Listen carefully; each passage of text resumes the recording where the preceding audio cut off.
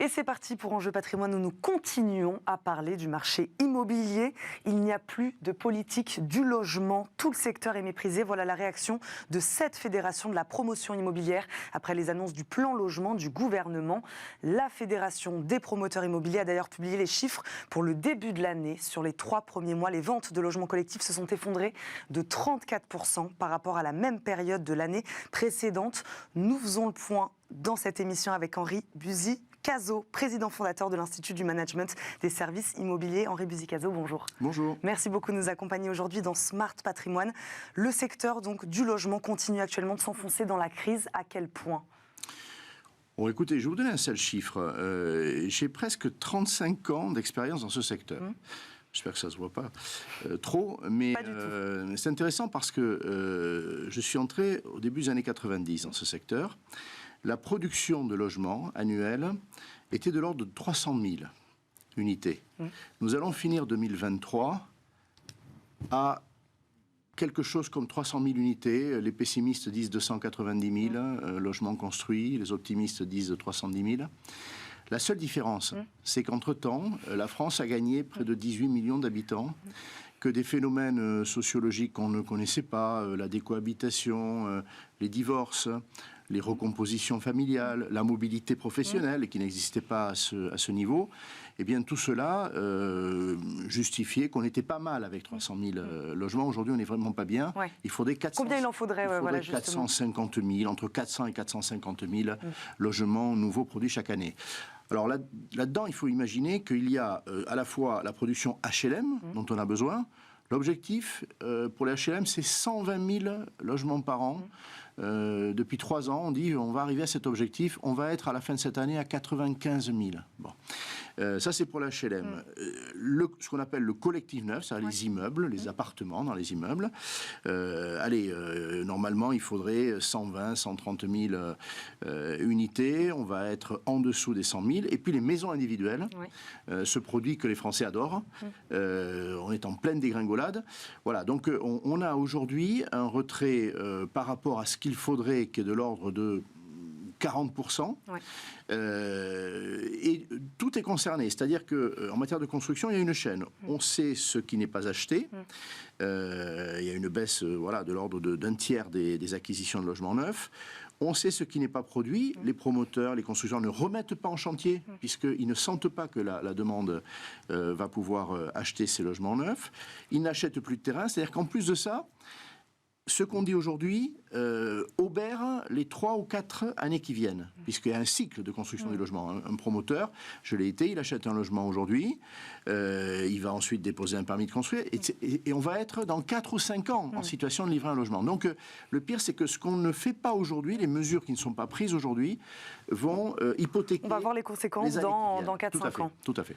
Donc là, il y a un problème chute de l'offre, chute des ventes, des prix, eux, qui continuent d'augmenter, par contre, c'est ce qu'on disait tout à l'heure. Alors, les prix continuent d'augmenter, on en arrive à ce qu'il faudrait faire. Bon. Autant dans le logement existant, on dit le logement ancien, communément, et vous avez eu ici, à ma place, des spécialistes du logement ancien, de la revente, les propriétaires peuvent baisser leur prix pour permettre une vente. C'est une décision qui appartient. Eh bien, vous avez fait pendant 10 ou 12 ans une plus-value, vous allez faire une toute petite plus-value en moins, mais grâce à ça, vous allez donner de l'oxygène à votre acquéreur. On rappelle que l'inflation des taux d'intérêt, ça fait perdre 25% de pouvoir d'achat logement. Mais dans l'ancien, le prix peut redonner un peu d'oxygène.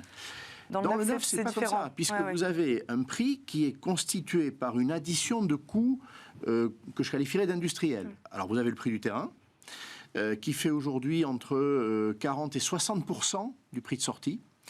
Ça, c'est le gros sujet. On va évidemment en reparler en quelques secondes. Vous avez ensuite la main-d'œuvre, incompressible. Et dans ce pays, elle coûte cher, la main-d'œuvre. Les matériaux. Vous avez les matériaux. Qui augmentent. On est en pleine inflation, c'est-à-dire que les coûts des matériaux aujourd'hui ont augmenté depuis un an de l'ordre de 15 à 20%. Les promoteurs rognent sur leur marge, ou les constructeurs, pour ne pas répercuter trop cette augmentation des coûts de matériaux.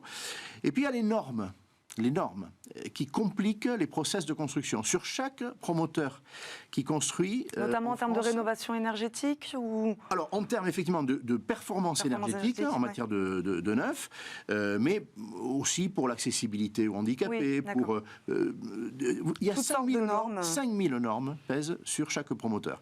Ce pays n'a jamais su simplifier les normes. Donc, une première mesure à prendre, le premier qui en est parlé est Benoît Apparu, il était ministre il y a 15 ans.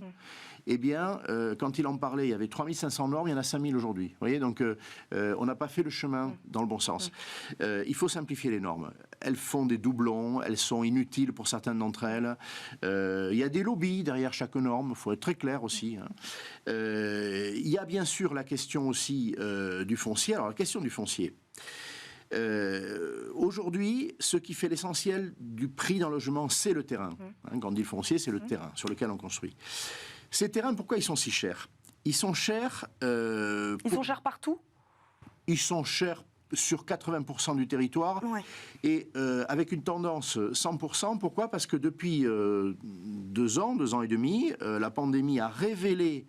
Il y avait des signaux faibles avant, que les Français veulent un nouvel aménagement du territoire. Ils ne veulent pas habiter que les 11 métropoles, ils aiment les villes moyennes, et ils aiment les territoires ruraux. Donc il y a une pression partout aujourd'hui. Et globalement, ces terrains ne sont pas assez nombreux. Les terrains à bâtir, il faut faire en sorte qu'ils soient mis sur le marché. Alors, à qui appartiennent-ils? À l'État. L'État ne sait même pas de quoi il est propriétaire et ne met pas sur le marché ces terrains stériles. Les collectivités locales, les mairies, les régions, les départements sont propriétaires de terrain, et les propriétaires particuliers comme vous ou moi.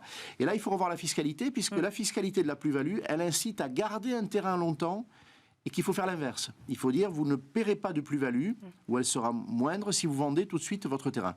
Donc il faut faire un choc. Le président de la République aime bien le mot choc. Alors, il avait parlé de choc de construction il y a 5 ans, ça n'a pas marché. Il a parlé de choc de simplification chez votre confrère de Challenge il n'y a pas longtemps.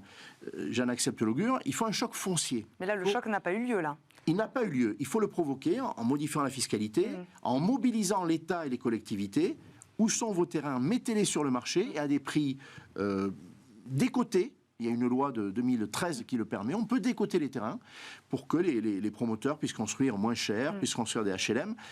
C'est vraiment l'essentiel. Donc il y a la simplification des normes, il y a le foncier. Et puis il y a la question du zéro artificialisation nette. C'est-à-dire que la transition énergétique aujourd'hui a lancé un mot d'ordre, c'est plus de terrains nouveaux construits. Alors, il y a un grand débat entre l'Assemblée, le Sénat et le gouvernement. Est-ce qu'il ne faut pas assouplir cette règle? La règle, c'est 2050, plus de nouveaux terrains. Est-ce que d'ici à 2050, il ne faut pas donner un petit peu de mou Est-ce que c'est véritablement ça qui pourrait être une partie de la solution, selon vous? Ça tétanise aujourd'hui aussi bien les maires que les promoteurs. C'est-à-dire que ce mot d'ordre, qui en fait est pour 2050, je le rappelle, tout d'un coup, il conduit les maires à ne plus signer de permis de construire. Et même à sous-utiliser ce qu'on appelle les plans locaux d'urbanisme, c'est-à-dire la règle du jeu pour construire, un petit peu comme on le fait, vous savez, quand on sait qu'il y a un radar sur l'autoroute, on ralentit. On passe, oui, mais bien en dessous de la vitesse. Et c'est un peu ce que font les maires, ils disent, attendez, on ne construit plus. Donc il y a aujourd'hui une pénurie de permis de construire, et là encore, on obère l'avenir. Voilà, donc les 3 gros leviers, c'est la simplification, c'est le foncier, et c'est un assouplissement de la dureté des règles pour la transition environnementale. Non, c'est très clair. Moi, j'avais une question. Pourquoi cette chute, particulièrement les 3 premiers mois de 2023? Est-ce qu'on a une explication? Est-ce que c'est la suite logique? Ou est-ce que là, on assiste à quelque chose de particulier cette année? Écoutez, les problèmes... Tous les éléments qui se... Voilà, les problèmes que j'évoquais, notamment la question foncière ou celle des normes, mais on pourrait ajouter la complexité juridique pour obtenir un permis de construire. Bref, ce sont des problèmes très anciens. Ça fait 30 ans qu'on les désigne et qu'on ne les traite pas. Il s'ajoute à ça l'inflation.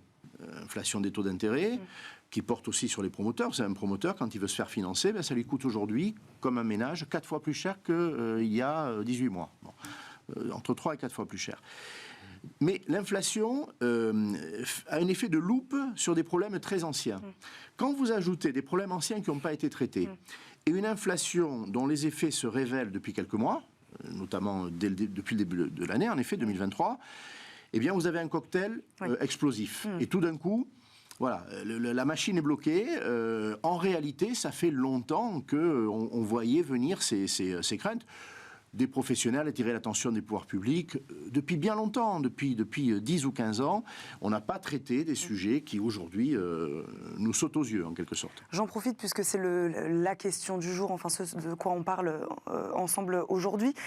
Pourquoi le logement neuf, c'est un indicateur important de la santé du marché immobilier ? Alors écoutez, d'abord, le logement existant ne suffit pas. C'est-à-dire qu'il faut augmenter notre capacité de loger les ménages pour répondre aux besoins démographiques, des évolutions sociologiques, de ce nouvel aménagement du territoire et des endroits où il n'y a pas assez de logements. Donc, il dit quelque chose des évolutions de, oui, c'est ça. De notre société. Il est la traduction, exactement. Oui. Il répond à des besoins. C'est pas le plaisir de construire, c'est pas pour dire les promoteurs sont en difficulté.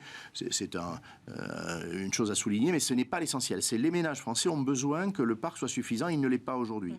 Et notamment le parc ancien, pour une grande partie, il est obsolète. Il n'est pas performant au plan énergétique, il n'est même pas rénovable pour une grande partie.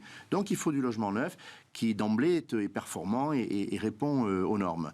La deuxième chose, c'est que ce logement neuf, il faut voir qu'il est largement porteur d'emplois aussi et de recettes fiscales. Recettes fiscales, c'est la TVA. À la fin de cette année, la baisse, vous donniez les chiffres tout à l'heure, ils sont incontestables, ça va être une impasse budgétaire pour la France de 6 ou 7 milliards d'euros de TVA en moins. 6 ou 7 milliards d'euros, c'est énorme. Par ailleurs, l'emploi. La filière du bâtiment, c'est 1,5 million d'emplois. Lorsque le président de la Fédération du bâtiment dit la baisse de la construction de logements, c'est 100 000 emplois qui sont menacés à 24 à 36 mois. Ça doit émouvoir. Le président de la République veut qu'on aille vers le plein emploi. On est tous d'accord avec ça. Le bâtiment est un gros contributeur à l'emploi en France. Il ne pourra pas l'être si le logement n'est pas relancé. Voilà. Donc logement neuf, c'est à la fois un révélateur, un indicateur et la cause de beaucoup de difficultés si on n'en prend pas soin. J'aimerais vous poser la même question de ce dont on a parlé tout à l'heure en début d'émission. C'est vrai que le secteur de l'immobilier semble toujours avoir besoin d'aide ou de dispositifs spéciaux type Pinel, justement pour avancer. Est-ce qu'on peut sortir de ce schéma-là aussi ? Est-ce qu'on peut imaginer un schéma différent ? Et est-ce que c'est véritablement possible avec ce dont vous venez de parler, les enjeux du logement, de la population et de la rénovation énergétique ? Oui, il y a deux choses à dire. Quand le président de la République montre du doigt les aides, vous venez de le rappeler, c'est un secteur sous perfusion, assisté, on est incapable de faire un logement neuf sans aide. Alors il n'a pas tort, mais il faut se demander pourquoi. Les aides pour les ménages ou un dispositif fiscal, le Pinel, voilà, qui disparaît, des réductions de TVA pour construire dans certains quartiers, ce sont en fait des antidouleurs. Parce qu'il y a de la douleur, c'est-à-dire que la fiscalité sur le logement, elle est trop lourde. Et on fait un jeu qui est très pervers. Vous savez, c'est les calmants et les amphétamines. Voilà. Donc, on excite et puis on calme. Voilà. Et autour de ça, on devient fou, on perd son équilibre. Donc il faudrait simplifier tout ça, c'est ce que vous disiez tout à l'heure. Il faut évidemment alléger la fiscalité et on n'aura plus besoin d'aide. Les ménages pourront avoir beaucoup moins d'aide. Les investisseurs pourront avoir une fiscalité normale. Et il faut un dispositif pour supplanter le Pinel qui soit un dispositif fiscal de droit commun, stable, qui ne soit pas une niche ou un avantage fiscal. Merci beaucoup Henri Buzicazo d'avoir répondu à nos questions aujourd'hui dans Smart Patrimoine. Je rappelle, vous êtes le président fondateur de l'Institut du Management des Services Immobiliers. Merci beaucoup d'avoir été avec nous. Merci à vous de nous avoir suivis. On se retrouve très vite dans Smart Patrimoine sur Bismart évidemment. Ciao.